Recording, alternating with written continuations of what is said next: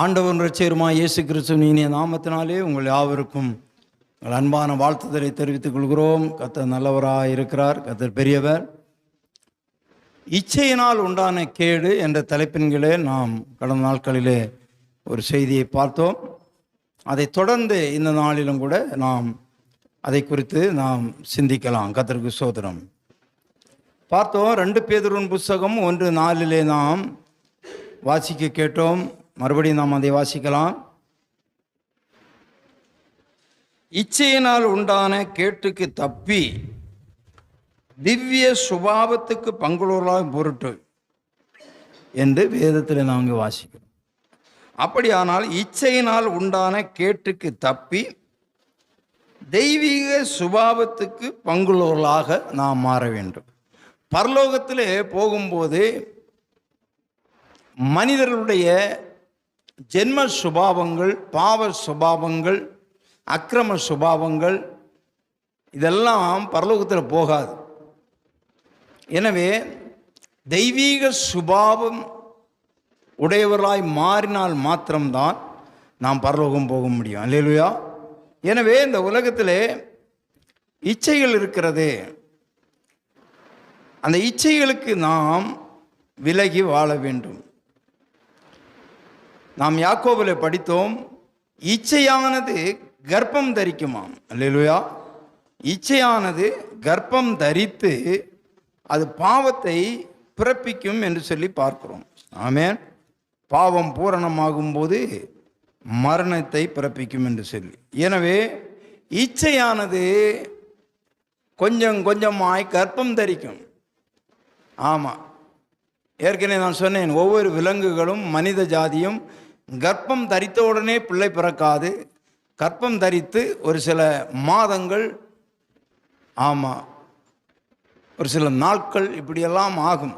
அது கர்ப்பம் தரித்து வளரும். அதுபோல் பாவமானது, இச்சையானது அநேகருடைய உள்ளத்திலே கர்ப்பம் தரித்து உள்ளத்திலே வளருகிறது. வளர்ந்து வளர்ந்து வளர்ந்து வளர்ந்து வளர்ந்து வளர்ந்து வளர்ந்து, ஆமாம், இந்த லவ் பண்ணிட்டு வீட்டை விட்டு ஓடி போவாங்க. அவங்கள பாருங்கள், ஒரே நாளையில் நடக்கிறதில்ல. அது முதல்ல அப்படி பார்க்குறது, அப்படி பேசுகிறது, ஊர் சுற்றுறது, பேச்சுவார்த்தை முத்துறது, ஒரு முடிவுக்கு வருகிறது, அப்புறம் தான் ஓடி போவாங்க. ஆமாம், பாவம் கற்பந்தரிக்கிறது. ஆமாம், சோதரம், கவனமாக இருக்க வேண்டும். அன்பு தெய்வ பிள்ளைகளே, வேதாகமம் நம்மை பல காரியங்களிலே நம்மை எச்சரிக்கிறது. கவனமாக இருக்க வேண்டும்.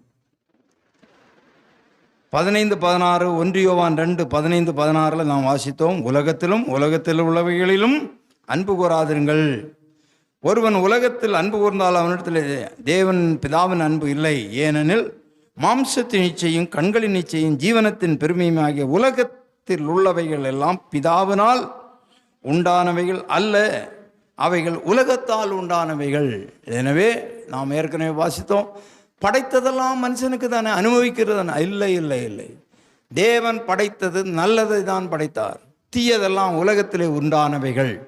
எனவே கண்களின் நிச்சயம், மாம்சத்தின் நிச்சயம், ஜீவனத்தின் பெருமையாகியவைகள் பிதாவினாலே உண்டானவைகள் அல்ல, அது உலகத்திலே உண்டானவைகள். எனவே உலகத்தில் உள்ளவைகளிலும் அன்பு கூறாதிருங்கள். ஆமென். கர்த்தர் நல்லவராக இருக்கிறார். சோத்திரம். எனவே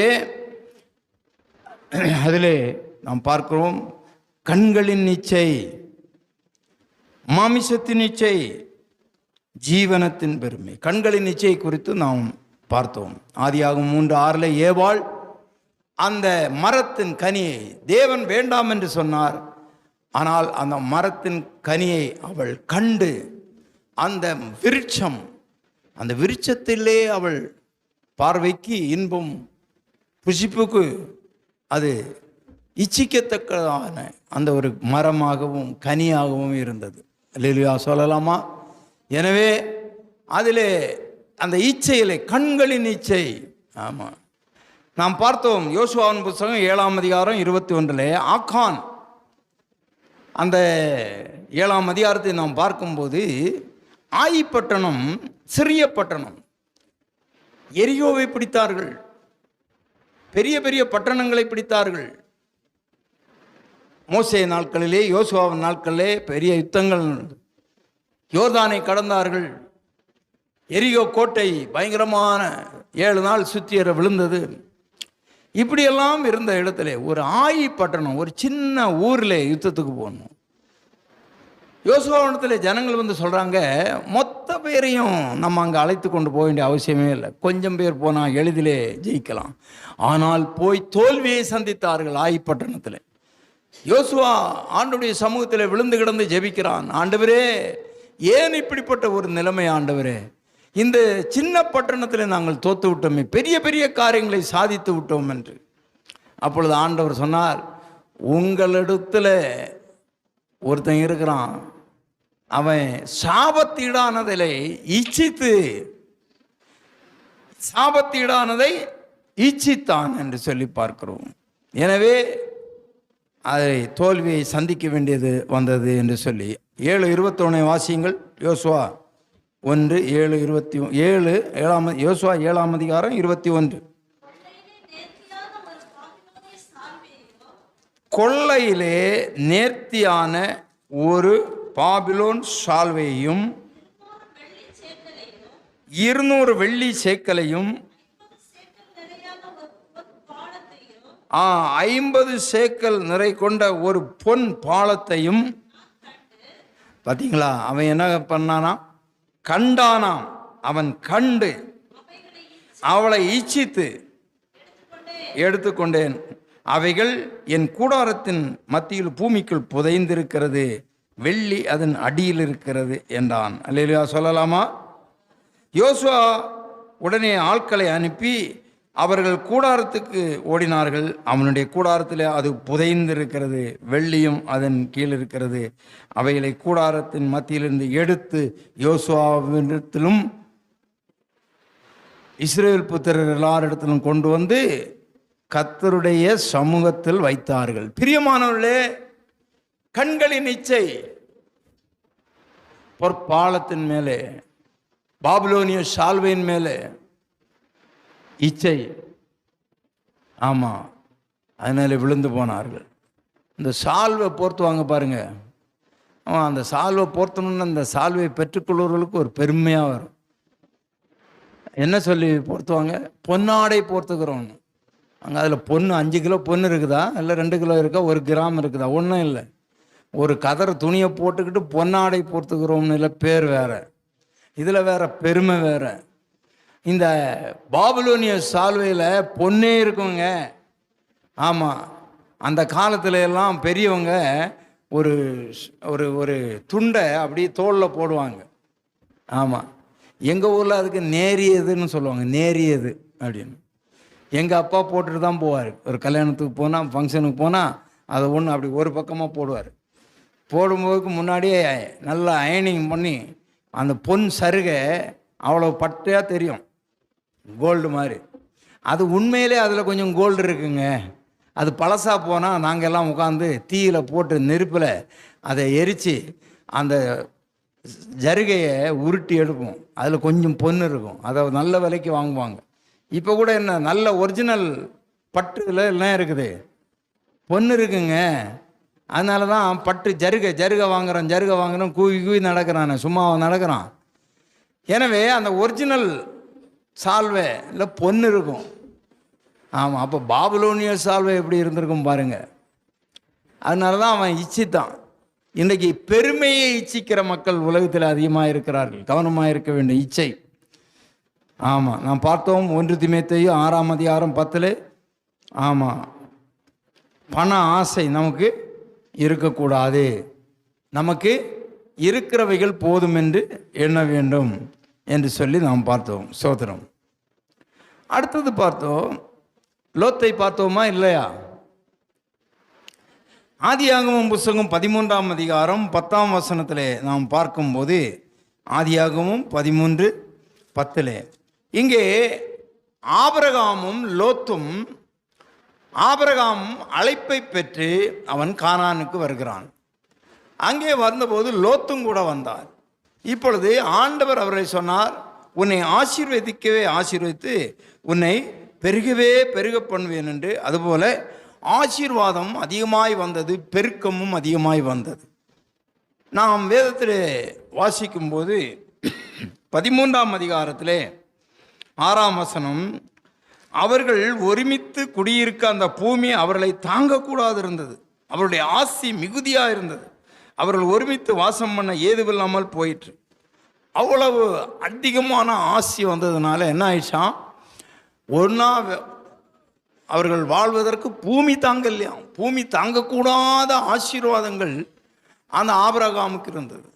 அப்பொழுது சின்ன சலசலப்பு வந்தது. ஆபிரகாமுக்கும் லோத்துக்கும் அல்ல, ஆபிரகாமுடைய மந்தை மேய்ப்பருக்கும் லோத்தினுடைய மந்தை மேய்ப்பருக்கும் கொஞ்சம் வாக்குவாதம் வந்தோடனே ஆபிரகாம் லோத்தை அழைத்து சொல்கிறார், நாம் 2 பேரும் சகோதரர்கள், நமக்குள்ளாக வாக்குவாதம் வேண்டாம். நீ வலது பக்கம் போனால் நான் இடது பக்கம் போகிறேன், நீ இடதுபுறம் போனால் நான் வலதுபுறம் போகிறேன். இந்த பூமி உனக்கு முன்பாக இருக்கிறது, எனவே நீ கண்களை ஏறெடுத்து பார்த்து நீ முதலாவது தெரிந்து கொள் என்று சொல்லி வேதம் சொல்லுகிறது. அப்பொழுது லோத்து தன் கண்களை ஏறெடுத்து பார்த்தபோது யோர்தான் நதிக்கு அருகே அவன் சமபூமி முழுவதும் ஒரு காலத்திலே அது எப்படி இருந்ததாம், அந்த தேவனின் தோட்டம், கர்த்தரின் தோட்டம். கர்த்தரின் தோட்டம் என்பது என்ன? ஏதேன் தோட்டத்தை போல செழிப்பாக இருந்ததாம், கண்ணுக்கு குளிர்ச்சியாக இருந்தது, கண்களின் இச்சை கண்ணுக்கு குளிர்ச்சியாக இருந்தது. ஆமாம், அதுதான் என்னது, சோதம் குமாரா பட்டணம். அது அப்போ இவருடைய பார்வைக்கு எப்படி இருந்ததாம், ஏதேனை போல இருந்ததாம். ஆமாம், நிறைய பேருக்கு கண்ணுங்க பார்வைக்கு அப்படி தான் இருக்கும். ஆமாம், ஒன்றும் இல்லாததெல்லாம் பெருசாக தெரியும், ரொம்ப கவனமாக இருக்கணும். அல்லையா சொல்லலாமா? ஆமாம் ஆமாம். இப்போ எல்லாம் அந்த தர்பூசணி சீசனில் பார்த்தா பளபளன்னு தான், வெட்டி பார்த்தா நிறைய என்ன ஆகி போயிருக்கு, அழுகி போயிருக்கும். அந்த பஞ்சு மாதிரி ஒன்று வச்சிரும், ரொம்ப முத்தி போயிட்டா என்ன ஆகுது, பஞ்சு. ஆமாம், அதனால் பார்க்குறதுக்கு நல்லா தான் இருக்குது, எல்லாம் உள்ளால தான் என்ன போயிருக்கு. ஆமாம், எந்த உள்ளத்தை போய் நம்ம நுழைஞ்சு பார்க்க முடியும்? அதனால் கவனமாக இருக்கணும். அல்லேலூயா. ஆமாம், மேலே பார்க்க நல்லா தான் இருக்குது எல்லாம், சோதரம் கவனமாக இருக்க வேணும். லோத்து அப்படி தான் பார்த்தாரு. எப்படி இருக்கு பாரு, சோதம் பட்டணம், குமார பட்டணமும் அவன் கண்களுக்கு முன்னாக எப்படி இருந்ததான், ஏதேனை போல இருந்தது. அங்கேயே போய் கூடாரம் போட்டு அங்கேயே தங்கிட்டான். போ. அதுக்கப்புறம் ஆபிரகாம் அப்படியே தன்னந்தனியாக நின்று அப்படியே பார்த்துட்டு இருக்கான். நீ ஏன்பா பார்த்துட்டு இருக்கிற, நீ என்ன பண்ணு, நீ தலையை ஏறிட்டு பார், கிழக்கையும் மேற்கையும் வடக்கையும் தெற்கையும் போ, எவ்வளவு அனுபவிக்க முடியுமோ பாரு, எல்லாவற்றையும் உனக்கு தரணும்னாரு. அல்லேலூயா சொல்லலாமா? ஆமாம், இந்த சோதமுக்கு போனானே யார், லோத்து. அங்கே பார்த்தீங்கன்னா போன உடனே அவனுக்கு உள்ளதை எல்லாத்தையும் கொள்ளை அடிச்சுட்டு மக்கள் போயிடுவாங்க. அந்த ஊர் மக்கள் அவ்வளோ மோசக்காரங்க. ஆமாம், கடைசியில் இவர் தான் போய் என்ன பண்ணுவார், மீட்டுட்டு வருவார். என்னமே கண்ணுக்கு குளிர்ச்சியாக தெரிகிறதெல்லாம் நமக்கு வாழ்க்கைக்கு நல்லதுன்னு நினைக்காதுங்க, புரிகிறதா? கண்ணுக்கு குளிர்ச்சியாக தெரியும், கண்ணுக்கு நல்லதான் தெரியும், எல்லாம் வாழ்க்கைக்கு நல்லதாக இருக்காது. கவனமாக இருக்கணும். ஆமாம், கர்த்தர் கொடுக்குற காரியங்களை சந்தோஷமாய் அனுபவிக்க வேண்டும். கண்களின் ஈச்சை அங்கே நாம் பார்க்கவும் லோத்தை அழிவின் பாதையிலே கொண்டு போய்விட்டது. 2வது குறிப்பு, மாமிசத்தின் இச்சை. ஆமென், மாமிசத்தின் இச்சை. ஆமாம், நீதிமொழிகள் 23ஆம் அதிகாரம், நீதிமொழிகள் 23ஆம் அதிகாரம் 1 வாசிக்கலாம். நீ ஒரு அதிபதியோட போஜனம் பண்ண உட்கார்ந்தால் உனக்கு முன்பாக இருக்கிறதை நன்றாய் கவனித்து பார். நீ போஜன பிரியனாய் இருந்தால் தொண்டையிலே கத்தியவை, அவன் ருசி உள்ள பதார்த்தங்களை இச்சியாதே. அல்லேலூயா சொல்லலாமா? ஆமாம், உண்மையாய் உழைக்கிறவன் விதவிதமாக சாப்பிட முடியாது தான். ஆனால் லஞ்சம் வாங்கி அநியாயம் செய்து அக்கிரமம் செய்து பண்ணுறவன், சில ஹோட்டலில் போனீங்களா எது வேணும்னா சாப்பிடுங்கயான்னு சொல்லுவான். கூட இருக்கிறவங்களையும் பார்த்து குடும்பத்தையும் பார்த்து எது வேணும்னா சாப்பிடு, எது வேணும். ஆமாம், நான் ஒரு டைமில் வந்து பார்த்திங்கன்னா மதியம் சாப்பிட ஒரு முனியாண்டி விலாசன் ஒரு ஹோட்டலுக்கு போவேன். அவன் என்ன பண்ணுவான் தெரியுமா? ஒரு பெரிய தட்டை தூக்கிட்டு வருவான். அவன் சாப்பாடு இலையை கொண்டு வந்து போட்டுட்டு தண்ணியை வச்சுட்டு ஒரு பெரிய தட்டை தூக்கிட்டு வருவான். நம்ம 10 கிலோ 15 கிலோ அண்டா இல்லை பிரியாணி செய்கிற அண்டா அளவுக்குள்ள மூடி இருக்கும் பார்த்தீங்களா, அந்த மாதிரி தூக்கிட்டு வருவான். அதில் நண்டு இருக்கும், காடை இருக்கும், வாத்து இருக்கும், மீன் இருக்கும், ஈரல் இருக்கும், குடல் கறி இருக்கும், தலைக்கறி இருக்கும், தலைக்கறி, தொடக்கறி, சிக்கனு 65 அப்படி இப்படின்னு அதை சுற்றிலும் பார்த்தீங்கன்னா எதை தின்றதுன்னு தெரியாது, எதை வேண்டான்னு சொல்கிறது. ஆமாம், நான் என்ன பண்ணுவேன்னா, அப்பா இதெல்லாம் நமக்கு கட்டுப்படியாகாது, நீ கிளம்பு, ஒரு முட்டையை ஆம்லேட் போட்டு கொண்டு வா, சாப்பாடு கொண்டு வா, நல்ல சாம்பார் ஊற்று, ரசம் ஊற்று, காரக்குழம்பு இருக்கா போடு, இது போதும், நீ கொண்டு போப்பா சாமி, இதை பார்த்தாலே எனக்கு தலை சுத்துதுன்னு. இங்கே வேதம் சொல்லுகிறது, நீ ஒரு அதிபதியோட போஜனம் பண்ண உட்கார்ந்தால் உனக்கு முன்பாக இருக்கிறதை நன்றாய் கவனி. எப்படி கவனிக்கணுமா? நன்றாய் கவனிக்கணுமா? நன்றாய் கவனிக்கணும். பார்க்கறது வேற, கவனிக்கிறது வேற. புரிகிறதா? பார்க்கறது வேற, கவனிக்கிறது வேற. பார்க்கறதெல்லாம் பளபளன்னு தான் இருக்கும், அதை கவனிக்கணும். இதை சாப்பிட்டா நம்ம உடம்புக்கு ஒத்துக்குமா? இதை சாப்பிட்டா நமக்கு பாக்கெட்டில் இருக்கிற பணம் பத்துமா? இதெல்லாம் கவனிக்கணும். கவனிக்கிறதுல நிறைய இருக்கு. இது நமக்கு உடம்புக்கு ஒத்துக்குமா? ஆமாம். சுகர் இருக்கிறவங்க எல்லாம் லட்டை பார்த்தா நல்லா தான் இருக்கும், ஜாங்கிரி பார்த்தா அதை விட பளபளன்னு இருக்கும், மைசூர் பாக்கு அதை விடும், ஜிலேபி அதை விடும்.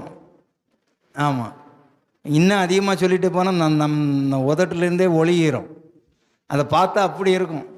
நீ பார்த்துட்டு தான் கவனிக்கணுமே தவிர, நன்றாய் கவனிக்கணும். அதை பார்த்த உடனே இதை கூட அதை கூடன்னு வாங்கி சாப்பிடக்கூடாது, கவனிக்கணுமா? இது நமக்கு ஒத்துக்குமா? டாக்டர் சொல்லியிருக்கிறாரு, இது வேண்டாம், அது வேண்டாம், இது வேண்டாம், அது வேண்டாம். அப்போ இதெல்லாம் நமக்கு உள்ளால போயிடுச்சுன்னா நமக்கு இன்னும் வியாதியை என்ன பண்ணிடும்? அதிகமாக்கிறோமேன்னு கவனிக்கணுமா? ஒரு அதிபதியோட நீ உட்கார்ந்தால் உனக்கு முன்பாக இருக்கிறதை நன்றாய் கவனி. நீ போஜன பிரியமாக இருந்தால் உன் தொண்டையில் கத்திய வைன்னு சொல்கிறாரு. என்ன அருமையான வார்த்தை பாருங்க. நிறைய பேர் கல்யாண வீட்டில் போனால் இலை போட்டவொன்னே பக்கத்து இலையை பார்ப்பாங்க.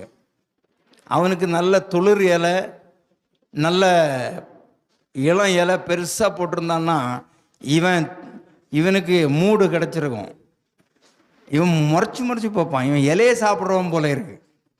இவன் சாப்பாடை சாப்பிட்றவனா தெரியல, இவன் எதையே சாப்பிட்றவன், இலையை சாப்பிட்றவன் போல இருக்கு. எதா இருந்தானே போட்டு சாப்பிட்டுட்டு போயா, கீழே ஒழுகாமல் இருந்தால் சரி அப்படின்னு இல்லாமல் இலைக்கு சண்டை போட்டு எழும்பி போனவன் எத்தனை பேர் இருக்கிறான் தெரியுமா? நல்ல இலை போடணும். அப்புறம் வைப்பாங்க பாருங்க, இந்த பிரியாணி, இந்த மட்டன் பிரியாணி போட்டாங்கன்னா பார்ப்போம், அவன் கிடைச்சதை வச்சு சாப்பிட்டுட்டு போனோன்னு தெரியாது.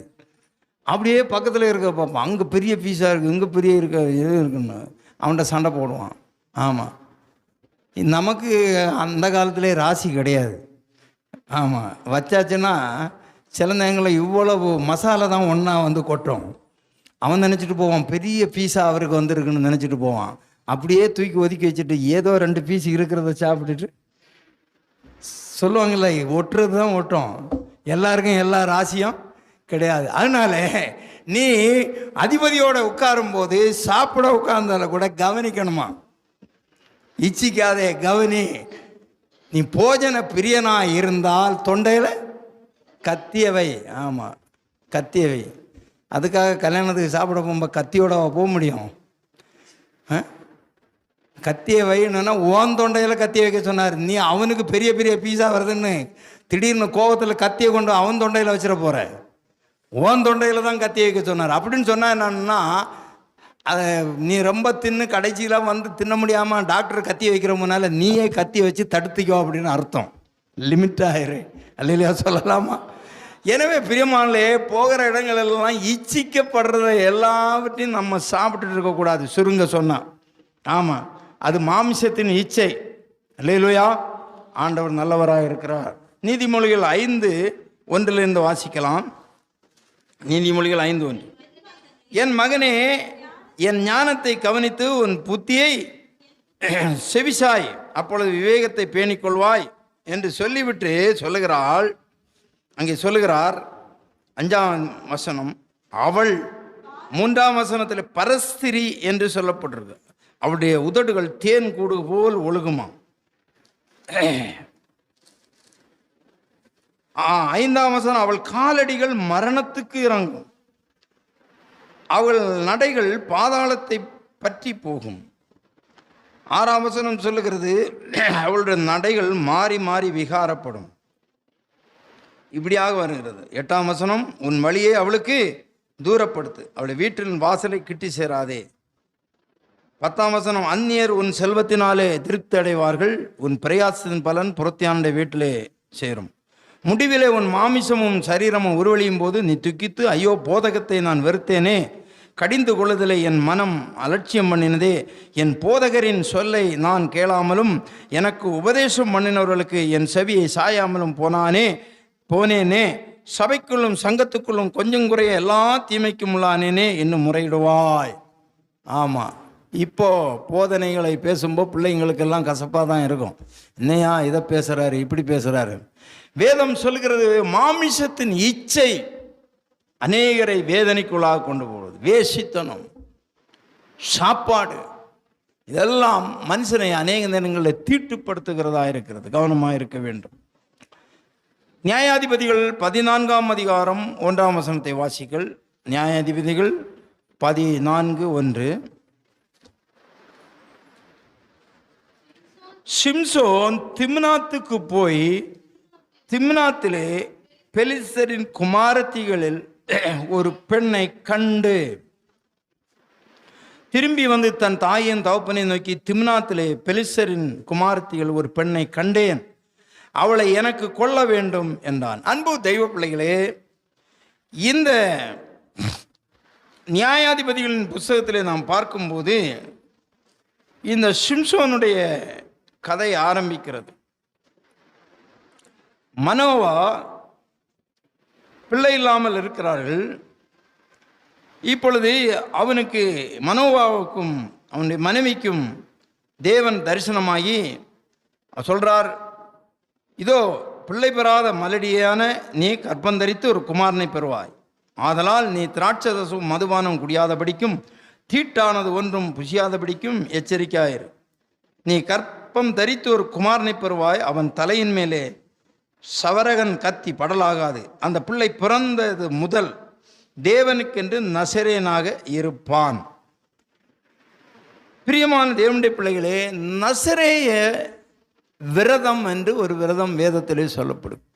அந்த நசரேய விரதத்தை நீங்கள் குறிப்பிட்ட காலம் வைத்துக் கொள்ளலாம். அதன் பிறகு நீங்கள் நசரேய விரதத்தை முடித்து நீங்கள் சாதாரண மனிதனைகள் இருக்கலாம். அந்த நசரேய விரதம் இருக்கிறது வரையிலும் அவர்கள் திருமணம் செய்யக்கூடாது. நசரேனா விரதம் இருக்கிறவர்கள் பரிசுத்தமாக இருக்க வேண்டும். மதுபானம் குடிக்கக்கூடாது, தீட்டுள்ள காரியங்களை செய்யக்கூடாது, தீட்டானதில் பங்கெடுக்கக்கூடாது, செத்த பிரேதத்தண்டையில் போய் பிரேதத்தை தொடவோ அதனண்டை போகவோ கூடாது. இவர்கள் தேவனுக்கென்று நசரேயர்களாக இருப்பார்கள். விரதம், நசரேய விரதம் இருக்கிறவர்கள். தலைமுடியே அவர்கள் வெட்டக்கூடாது, நீளமாக வளர்த்து கொள்ள வேண்டும். ஒரு சன்னியாசியான ஒரு வாழ்க்கையை அவர்கள் வாழ வேண்டும். ஆனால் இப்பொழுது நான் சொல்லுவேன், இந்த சன்னியாசி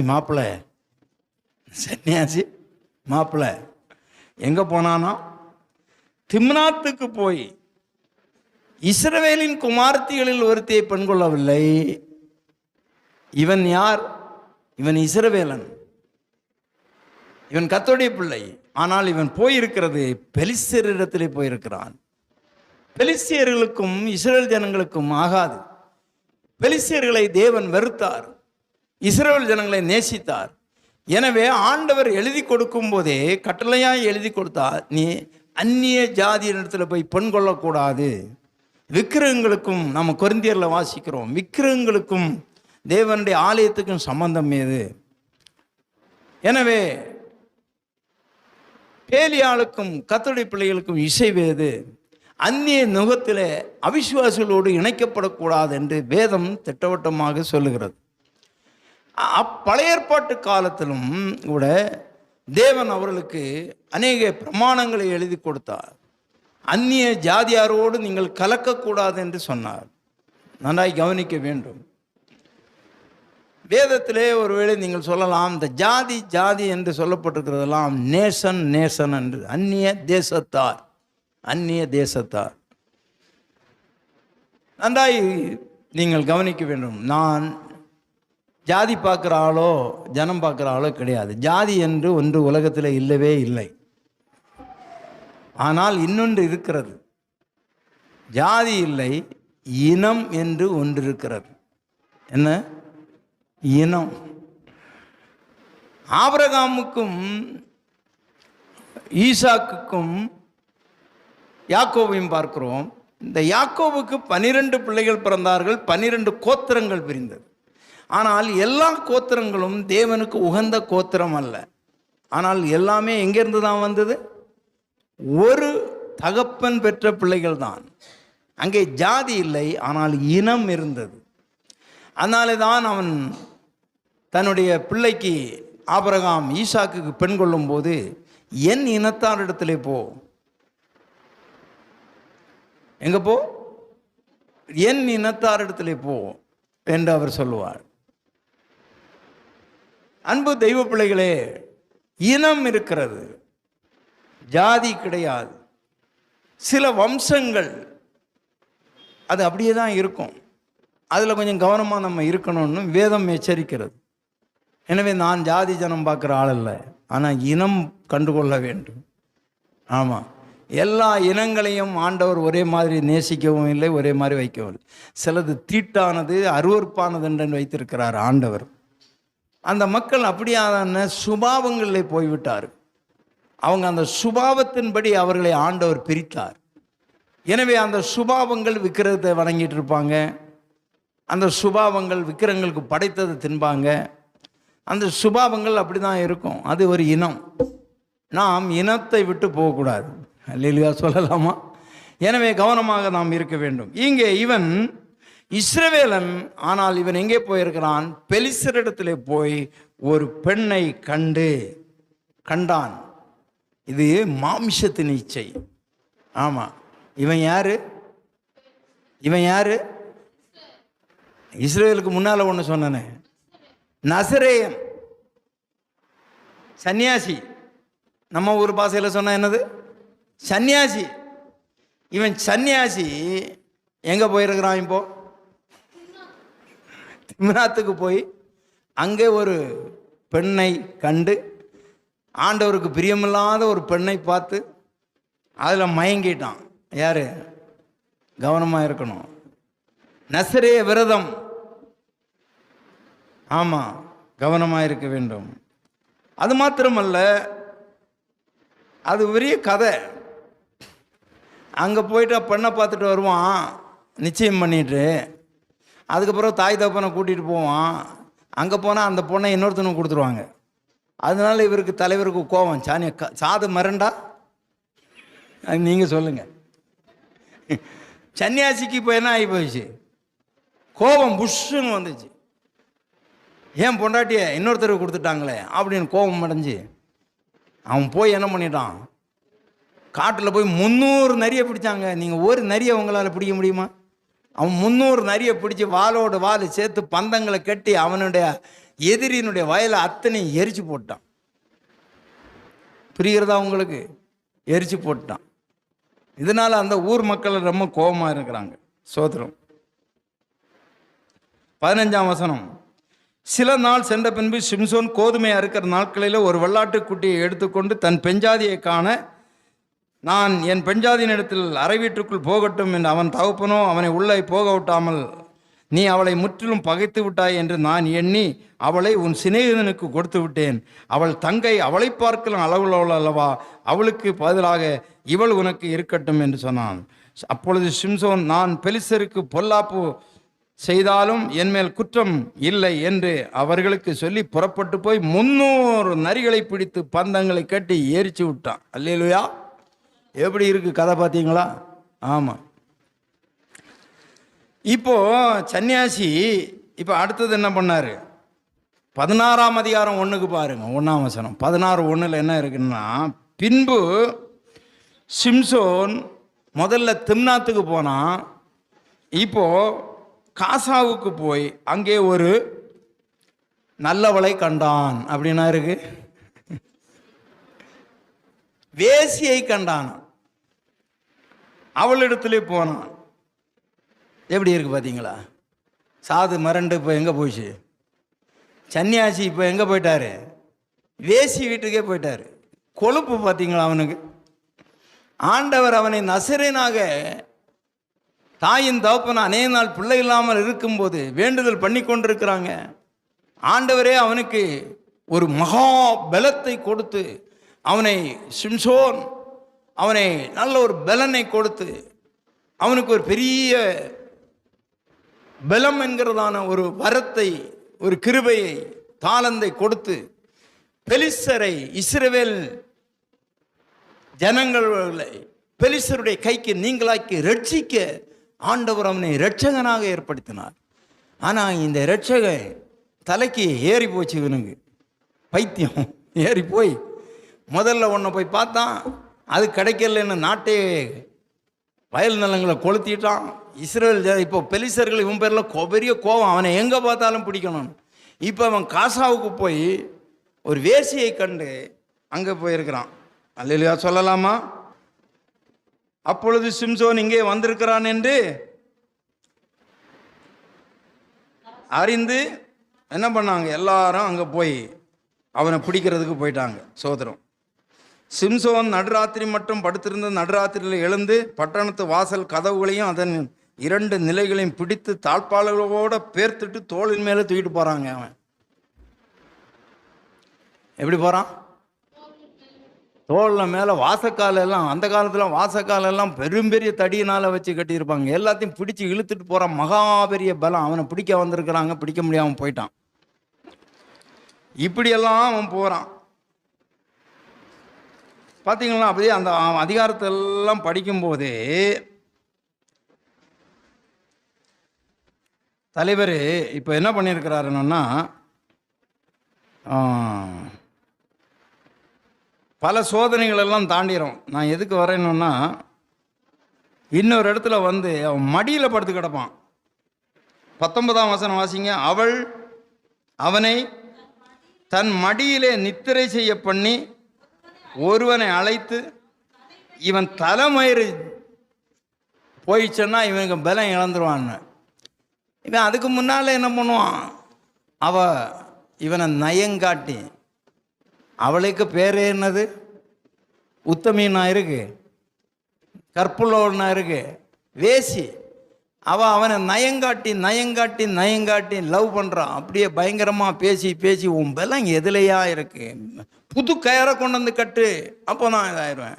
புது கயரெல்லாம் நெருப்புப்பட்ட நூல் மாதிரி பட்டுன்னு போகுது. அவன் பலம் பயங்கரமான பலம். கர்த்தருடைய ஆவி அவன் மேல் பலமாக இறங்குறார். ஒரு முறை எல்லாரும் வந்துட்டாங்க. ஒரு இடத்துல ஒரு கழுதைக்கு பச்சை தாடை எலும்பு கிடந்ததுங்க. அந்த கழுதையை எல்லாம் காட்டு மிருகங்க சாப்பிட்டுட்டு ஒரு தாடை எலும்பு, அதை எடுத்து 1000 பேரை கொண்டுட்டான். அப்படிப்பட்ட மகாபலசாலி. இப்போ சன்னியாசி எங்கே போய் படுத்து கிடக்கிறாராம்? வேசியின் மடியில். ஆமாம், வேசியின் மடியில் போய் படுத்து கிடக்கிறாரு. அவன் நல்லா தடவி கொடுத்துருப்பாளோ என்னோ தெரில, தலையை அப்படியே தூங்கிட்டார்.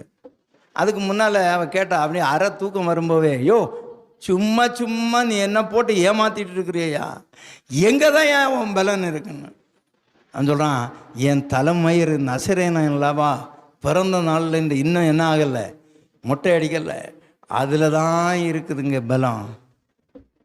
பலம் எதில் இருக்குதான்? ஆமாம், பலம் அதனால தான் என்னமோ தெரிகிற நிறைய பேர் சாமிக்கு கொண்டு போய் அதை கொடுக்குறாங்க. பெல்லம் அதில் தான் இருக்குதா. நான் இப்போது இவ வேசி இவனை மடியில் படுக்க வச்சு தலையை படுக்க வச்சுட்டு தலையை தடவி கொடுத்தோன்னே இவருக்கு நல்லா நித்திரை வந்துச்சு.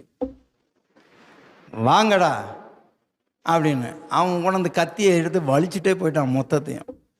இப்போது இவளும் சேர்ந்து தான் அவனை கொல்றதுக்கு வகை தேடுறாங்க. நல்லா கவனிக்கணும், மாமிசத்தின் இச்சை உன்னை எப்படி கொண்டு போய் விடுகிறது. அன்பு தெய்வ பிள்ளைகளே, இப்போ முடி போயிடுச்சு இவருக்கு. இப்போ பெலிசர்கள் வர்றாங்க. இப்போ இவ சொல்கிறா, ஏப்பா இதா வந்துட்டாங்க பாரு பெலிசர்கள். இவன் முன்போல என்ன பண்ணானாம், அப்படி உதறி தள்ளி விட்டு எழும்பிடலாம் அப்படின்னு எழும்பினா 20ஆம் வசனம் வாசிங்க. அப்பொழுது அவள், சிம்சோனே, பெலிஸ்தர் உன்மேல் வந்து விட்டார்கள் என்றாள். அவன் நித்திரை விட்டு விழித்து, பார்த்தீங்களா சன்னியாசி எங்கே போய் கிடந்து உறங்குறாரு. மாம்சத்தின் இச்சை. இப்பொழுது என்ன ஆயிடுச்சு, நித்திரை விட்டு எழுந்து இரு என்றாள். கர்த்தர் தன்னை விட்டு விலகினதை அறியாமல் எப்பொழுதும் போல உதறி போட்டு வெளியே போவேன் என்றான். பெலிஸ்தர் அவனை பிடித்து அவன் கண்களை பிடுங்கி அவனை காசாவுக்கு கொண்டு போய், இவன் காசாவுக்கு போனான் வேசியை தேடி. ஆனால் அதே காசாவில் கொண்டு போய் இவனை என்ன பண்ணுறாங்க, சிறைச்சாலையிலே வச்சு மாவரைக்கும்படியாக வைத்தார். இல்லையா சொல்லலாமா? மாமிசத்தின் இச்சை கவனமாக இருக்க வேண்டும். அல்லேலூயா சொல்லலாமா? அன்பு தெய்வ பிள்ளைகளே, ஆதியாகமம் 34ஆம் அதிகாரம் 1 வாசிக்கலாம். ஆமாம் ஜெம, இந்த பிள்ளைங்க நல்லா கவனிக்கணும். இங்கே ஒரு சூப்பர் ஸ்டோரி ஒன்று இருக்கு. இந்த பாருங்க. இப்போ யாக்கோபுக்கு எத்தனை பிள்ளைங்க சொல்லுங்க, சீக்கிரம் சொல்லுங்க. யாக்கோபுக்கு எத்தனை பிள்ளைங்க? யாக்கோபுக்கு 12 பிள்ளைங்க. எல்லாம் 12 கோத்திரம் அப்படி தானே வந்துச்சு. எல்லாம் ஆண் பிள்ளைங்க தான். ஆனால் இங்கே ஒருத்தி வர்றா, ஒரே ஒன்று கண்ணே கண்ணன்னு ஒன்று வருது. 1ஆம் வசனம் வாசிங்க. லேயாள் யாக்கோபுக்கு பெற்ற குமார்த்தியாகிய தீனாள் ஊர் சுத்த புறப்பட்டாள் அப்படின்னு சாட்டா சொல்லிடணும். இல்லையா சொல்லலாமா? இந்த தீனாள் ஒரே ஒரு பொண்ணு, 12 ஆம்பளைங்கள் மத்தியில் ஒரு பொண்ணு பிறந்துச்சு, தீனாள். ஆமாம், 12 ஆண் பிள்ளைங்க மத்தியில் ஒரு பெண் பிள்ளை பிறந்தா அந்த பிள்ளையை கீழே உட்கார வைக்க மாட்டாங்க, ஆளுக்கு ஆளாக தூக்கிட்டு நடப்பாங்க. ஐயோ ஒன்றே ஒன்று அப்படின்னு சொல்லிட்டு இது என்ன பண்ணிச்சாங்க, கடைசியில் வீட்டில் அடங்கி கிடக்க முடியல இதுக்கு. இது ஊரு சுத்த போயிச்சான். அப்படி தானே இருக்கு. வாசிங்க. தேசத்து பெண்களை பார்க்க புறப்பட்டாள். இவங்க இப்போ இருக்கிறது வேற தேசம். அந்த தேசத்து பெண்களை பார்க்க இவ புறப்பட்டு போனான். ஆமாம், நம்ம ஸ்டைல் எப்படி இருக்குது, அவங்க ஸ்டைல் எப்படி இருக்குது. நம்ம வீட்டுக்குள்ளாலே 12 பேருக்குள்ளேயே சுற்றி கிடக்கிறோம். கொஞ்சம் ஊரை சுற்றி பார்த்துட்டு தான் வருவோமே. ஊரில் இருக்கிற பெண்களெல்லாம் எப்படி இருக்கிறாங்க, அவங்க நல்லா ட்ரெஸ் எல்லாம் முக்காடு போட்டிருக்கிறாங்களா, இல்லை ஆஃப் ட்ரெஸ் போட்டிருக்கிறாங்களா, இல்லை ஃபுல் ட்ரெஸ் போட்டிருக்கிறாங்களா, கை எப்படி போட்டிருக்கிறாங்க, கண் மை எப்படி வச்சுருக்கிறாங்க, ஹேர் ஸ்டைல் எப்படி இருக்குது, இப்படின்னு எல்லாம் விதமாக பார்க்க இவளுக்கு ஒரு ஆசை. அல்லையா சொல்லலாமா? ஆமாம், ஊர் சுத்த போனது. கவனமாக இருக்கணும், ஊர் சுத்த போகக்கூடாது. அவளை நல்லா கவனிங்க.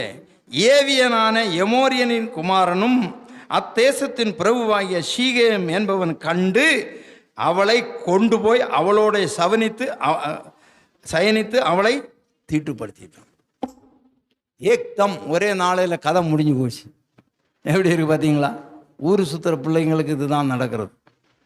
ஒரே நாளில் போனவ நல்லபடியாக போனா, கற்போடு போனா, ஒழுக்கத்தோடு போனா, சுத்தமாக போனா, வரும்ப தீட்டுப்பட்டு வந்து விட்டான். ஆமாம், தீனாளை போல ஒரு பாட்டு உண்டு. வாலிபனே கன்னிகையே மயங்கி விடாதே, வாலிபத்தில் சிருஷ்டிகரை மறந்து விடாதே. வாலிபனே கன்னிகையே மறந்து விடாதே, வாலிபத்தில் சிருஷ்டிகரை மறந்து விடாதே.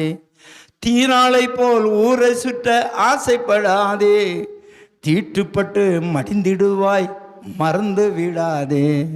எப்படி இருக்கு பாட்டு பார்த்தீங்களா? தீனாளை போல ஊரை சுற்ற ஆசைப்படாத, தீட்டுப்பட்டு மடிந்துடுவா. இப்போ இவ என்ன பண்ணிட்டா, போய் நன்றா கவனிங்க, வீடுகளில் போய் அப்புறம் படிங்க, நான் வேகமாக சொல்லிட்டு போயிடுறேன்.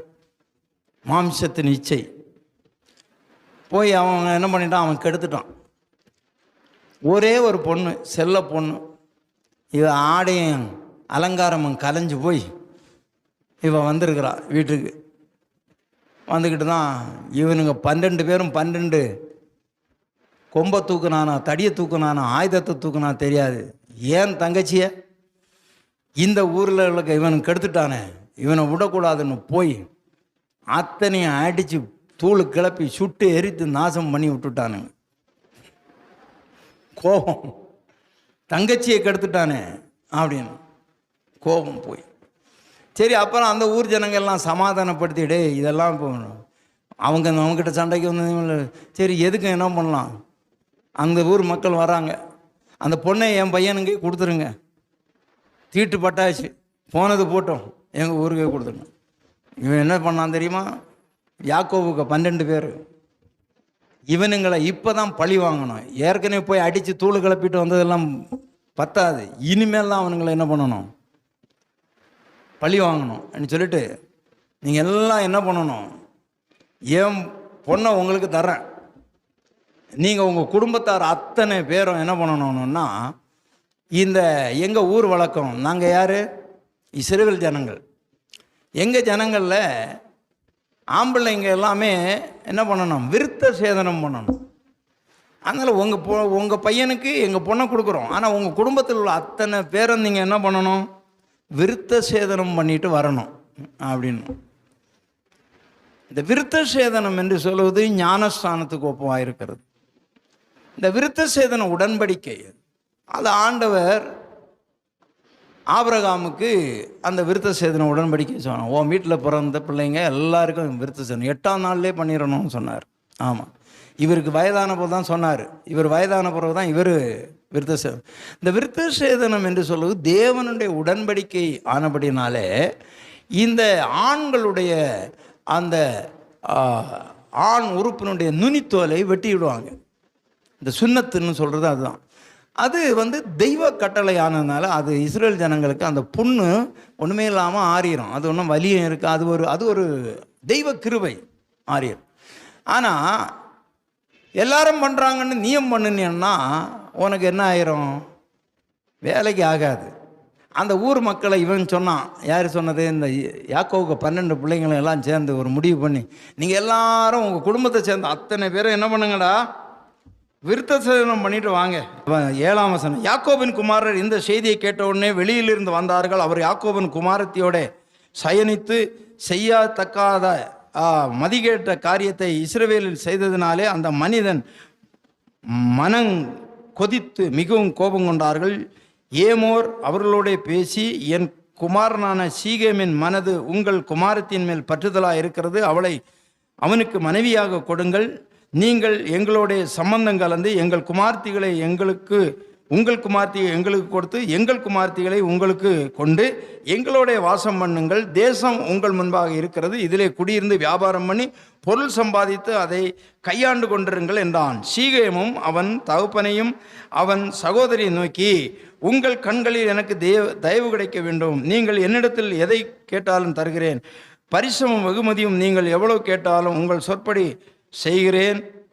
தருகிறேன், அந்த பெண்ணை மாத்திரம் எனக்கு மனைவியாக கொடுக்க வேண்டும் என்றான். அப்பொழுது யாக்கோபின் குமாரர் தங்கள் சகோதரியாகிய தீனாளை சீகேம் என்பவன் தீட்டுப்படுத்தினபடியால் அவனுக்கும் அவன் தகப்பனாகிய எமோருக்கும் வஞ்சகமான மறுமொழியாக, விருத்த சேதனமில்லாத புருஷர்களுக்கு நாங்கள் எங்கள் சகோதரியை கொடுக்கலாகாது, அது எங்களுக்கு நிந்தையா இருக்கும், நீங்களும் உங்களில் இருக்கும் ஆண் மக்கள் யாவரும் விருத்த சேதனம் பண்ணப்பட்டு எங்களை போல ஆவீர்களானால் நாங்கள் சம்மதித்து உங்களுக்கு எங்கள் குமாரத்தியை கொடுத்து உங்கள் குமாரத்திகளை எங்களுக்கும் கொண்டு உங்களோட குடியிருந்து ஏக ஜனமாய் இருப்போம், விருத்த சேதனம் பண்ணிக்கொள்வதற்கு எங்கள் சொல் கேளாமற் போவீர்களானால் நாங்கள் எங்கள் குமாரத்தியை அழைத்து கொண்டு எங்கள் ஊருக்கு போயிடுறோம்னு சொன்னாங்க.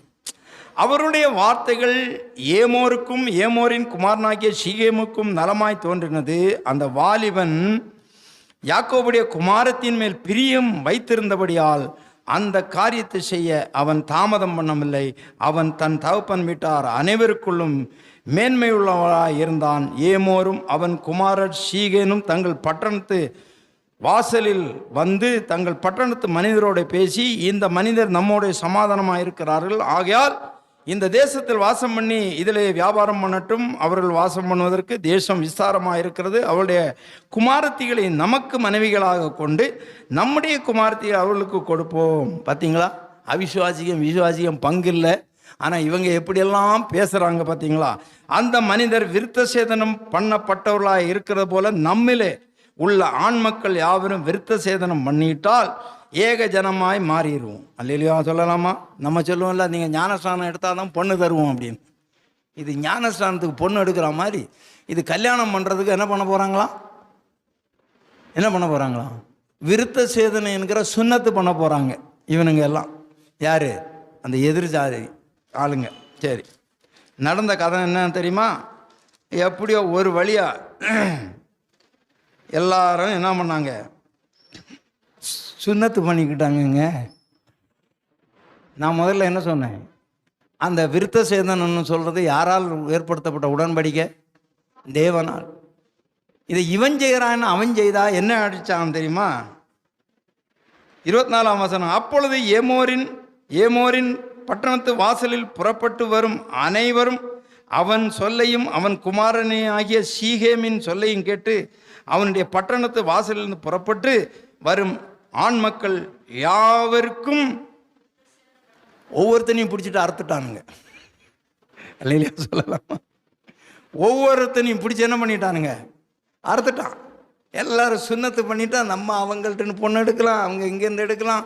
ஆமாம், யூத ஸ்திரீகளெல்லாம் ரொம்ப அழகாக இருப்பாங்க, அதனால் கொண்டாட்டம் தாண்டா அப்படின்னு. அதுக்கு தான் முதல்ல பார்த்தோம், நீ ஒருத்தன் உன்னை விருந்துக்கு அழைச்சா உன் முன்னாடி இருக்கிறத நல்லா கவனி. இங்கேயும் விருந்துக்கு தான் அழைக்கிறான், கவனி. நீ அங்கே போகலாமா? பெண் எடுக்கக்கூடாது. நடந்தது என்ன பிரியமானே? 25ஆம் வசனம் பாருங்க. 3ஆம் நாளிலே அவர்களுக்கு நோவு எடுத்து கொண்டது போது எல்லாம் பிடிச்சி அறுத்துட்டானுங்க. இப்போ என்ன ஆயிடுச்சு? நோவு எடுத்துச்சு. நோவு எடுத்து கொண்ட போது யாக்கோபின் குமாரரும் தீனாளின் சகோதரமாகிய சிமியோன் லேவி என்பவன் இவ்விரண்டு பேரும் தன் பட்டயத்தை எடுத்துக்கொண்டு துணிகரமாய் பட்டணத்துக்குள்ளால பாஞ்சு, போங்கடா துணிஞ்சு போய் அத்தனை பேரையும் வெட்டிட்டானுங்க. வாசிங்கம்மா.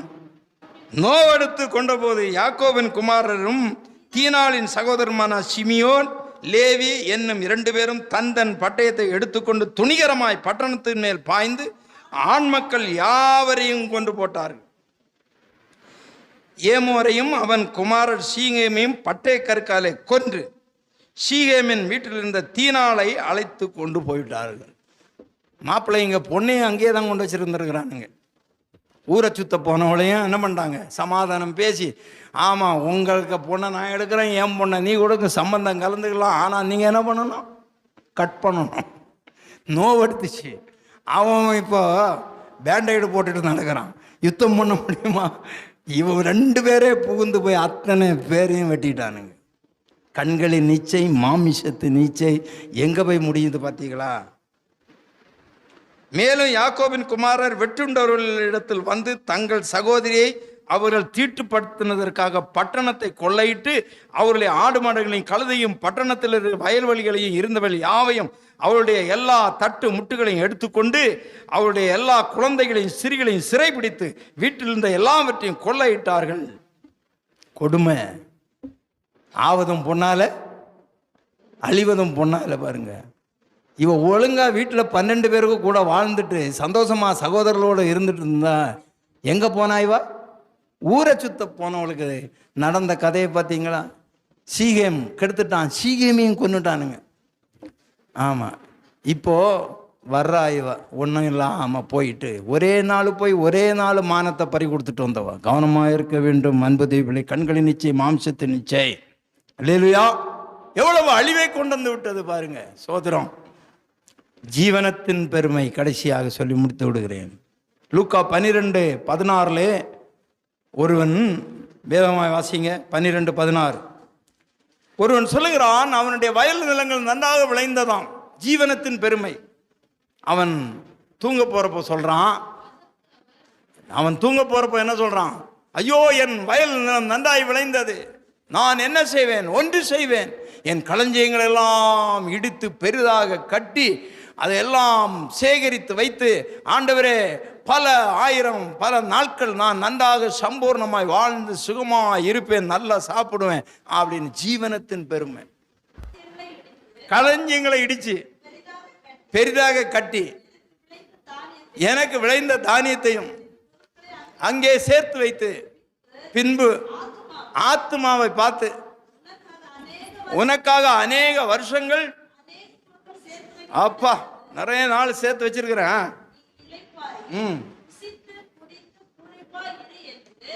ஜீவனத்தின் பெருமை எப்படி இருக்கு? புசித்து குடித்து நல்லா இறையான்னு சொல்லிட்டு அவன் ஆத்மாவை பார்த்து தன்னைத்தானே பேசிட்டு இருக்கிறான், தன்னைத்தானே பேசிட்டு இருக்கிறான். இந்த ஓவரா பிரச்சனைங்க வர்றவங்க தன்னைத்தானே பேசிட்டே இருப்பாங்க, பார்த்துருக்குறீங்களா? என்னமோ உட்காந்து யார்கிட்ட பேசுறாக்கா, என் கதையை ஏன் கேட்குறேன், நானே நொந்து போய் உட்காந்துட்டு இருக்கிறேன்னு தானே புலம்பிட்டு இருப்பாங்க. இப்போ நிறைய பேரை நான் பார்க்குறேங்க, இந்த ஆம்பளைங்க கூட தானே பேசிட்டு போகிறானுங்க. என்னடான்னு பார்த்தா ஃபோனும் இல்லை, ஒன்றும் இல்லை. ஃபோனை பாக்கெட்டில் போட்டிருக்கிறான், காதில் ஒரு வண்டு மாதிரி ஒன்றை மாட்டி வச்சிருக்கிறாங்க. அந்த வண்டு மாதிரி ஒன்றும் உள்ளால இருந்துக்கிட்டு அது வழி பேசுறது போல இருக்கு, தானே பேசிட்டு போகிறான். 2 நாளைக்கு முன்னாலங்க என் வீட்டு வாசலில் ஒரு பூவரசம் மரம் நிற்குது, அழகான குளிர்ச்சியாக இருக்கும். அதில் ஒருத்தன் வண்டியை கொண்டு வந்து நிறுத்திட்டு ஃபோனை எடுத்து காதில் வச்சுக்கிட்டு அவன் வண்டியை 10 முறை சுற்றி, டே வாடா, நீ எங்கடா இருக்கிற, நான் இப்போ பண்ணுற, அப்படி தனியாக நின்றுட்டு புலம்பிட்டு கிடக்குறான். இருடா, நீ எங்கடா இருக்கிற, சொல்லுடா, நான் வர்றேன்டா, நீ என்னடா பேசுனா, அது பேச. நிறைய பேர் பைத்தியங்களா அலைகிறாங்க, காதில் ஒரு வண்டை மாட்டி வச்சிருக்கிறாங்க, என்னென்னமோ பண்ணுறாங்க. மண்டையில் இருக்கிற கொண்டையை மறந்து என்ன பண்ணுறேன், என்னென்னமோ பேசுகிறாங்க. இவனும் தானே பேசுகிறான், மயில் விளைஞ்சிச்சு, மூட்டை மூட்டையா வருது, அறுவடை, அப்பா பல வருஷங்கள் நான் சாப்பிடுவேன், நல்லா இருப்பேன். அங்கே ஒரு சத்தம் ஆத்துமாவில் கேட்குது, டேய் மதியடா, இன்னைக்கு ராத்திரி செத்து போனாயண்ணா, நீ இதெல்லாம் எங்கடா கொண்டு போறேன்னு. 2 பேதுரு 1:4 பார்த்து முடிச்சிடலாம், வாசிங்க, வாசித்து முடிச்சிடலாம். 2 பேதுரு 1:4. இச்சையினால் உலகத்தில் உண்டான கேட்டுக்கு தப்பி திவ்ய சுபாவத்துக்கு பங்குள்ளவர்களாய், அல்லேலூயா சொல்லலாமா? தேவனுக்கு முன்பாக நிற்பதற்கு திவ்ய சுபாவம், தெய்வீக சுபாவத்தை தரித்து கொள்ள வேண்டும். இச்சையினால உலகத்தில் உண்டான கேட்டுக்கு தப்ப வேண்டும். முழங்கால் படியிடலாம். ஆண்டவரே, இச்சை கற்பம் தரித்து பாவத்தை பிறப்பிக்கிறது, பாவம் பூரணமாகும் போது மரணத்தை பிறப்பிக்கிறது. எந்த சூழ்நிலையிலும் நாங்கள் ஆண்டவரே கண்களின் இச்சைக்கு எங்களை ஒப்பு கொடுக்க கூடாது. ஒருவேளை போஜன பிரியனா இருந்தால் தொண்டையிலே கத்திவை என்று சொல்லி இருக்கிறீங்களாப்பா, கவனமாய் நாங்கள் வாழ கிருபைத்தார். ஆண்டவரே, நசரேன விரதம் இருந்த, நசரேன விரதத்துக்கு அழைக்கப்பட்ட, நசரேய விரதத்துக்கு ஆண்டவரே தெரிந்து கொள்ளப்பட்ட சிம்சோன், அவன் மாமிசத்தின் இச்சை அவனை வேசி வீட்டுக்கு போக வைத்து விட்டது ஆண்டவரே.